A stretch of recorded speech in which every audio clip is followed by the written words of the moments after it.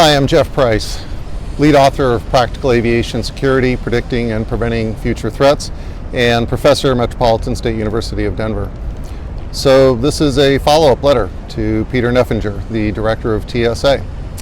About a year ago, I had addressed an initial letter that was posted on my blog that was repeated in Aviation Security International magazine and a few other publications, which was an open letter to the incoming new Admiral Neffenger for the director of TSA.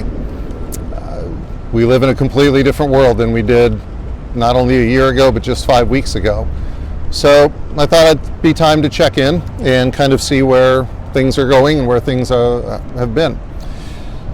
So freelancing this one, not reading from a prompt or anything, just going to use some notes and talk about the state of the industry, where we're at. First, you came at a time when TSA had suffered a lot of embarrassment with the Government Accountability Office report last June that detection of prohibited items was not good. There was also reports of TSA personnel on terrorist watch lists. It was a rough time to come into TSA. I really think that you came in at a time when the ship was definitely starting to sink. With a crew that you did not have trained, that was not yours, you were given these folks and had to make do the best you can.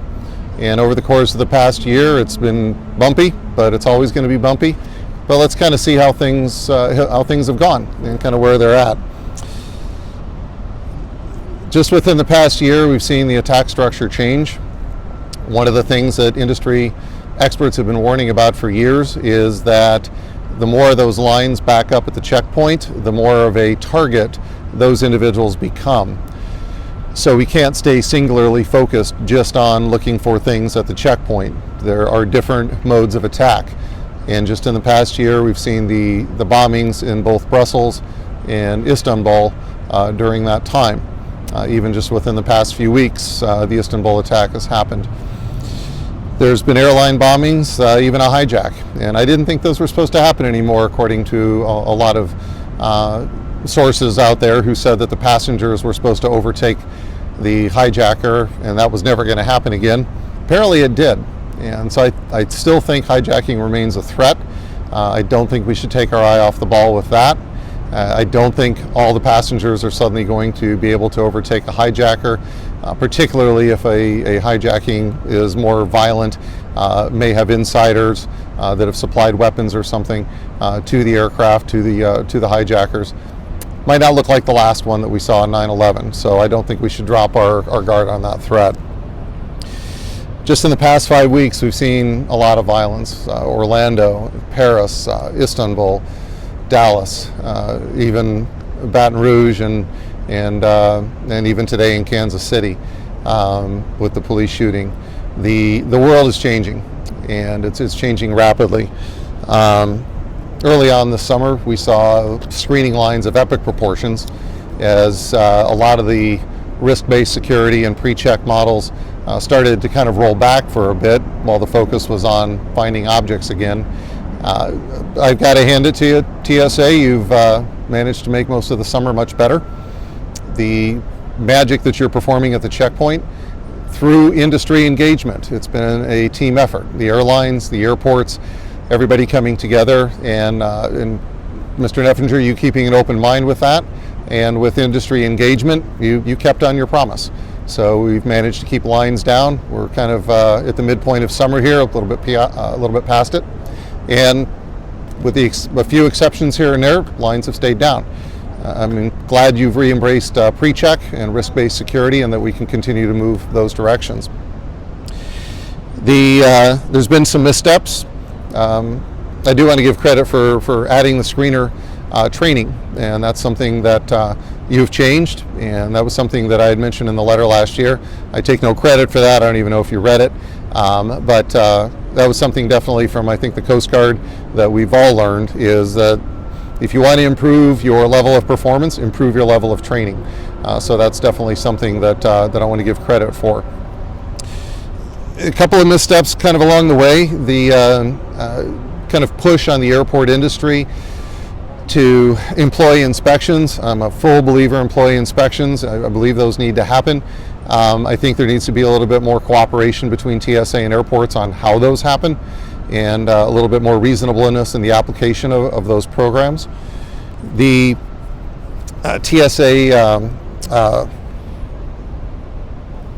push to move screening checkpoints farther out as a result of the Istanbul and the Brussels attacks, that's a complete step in the wrong direction. Yeah, and I was surprised when I heard industry reports that TSA was even looking at that. All that does is move the line. That's also starting to move out of TSA's lane, frankly. The protecting landside areas, that's really airport police functions, even some federal functions at those levels. Mostly that's going to be on airport police, not just sending screeners out into parking areas and onto curbsides. All you're really doing is relocating where the attack could occur. And we don't want to send a bunch of unarmed screeners to go challenge people out on curbside. Let's let private security and airport police perform those functions. Still no movement on security management systems. Didn't expect that to happen in the first year. That's going to require some industry trust to continue to be built. But I think we need to still move that direction on security management systems.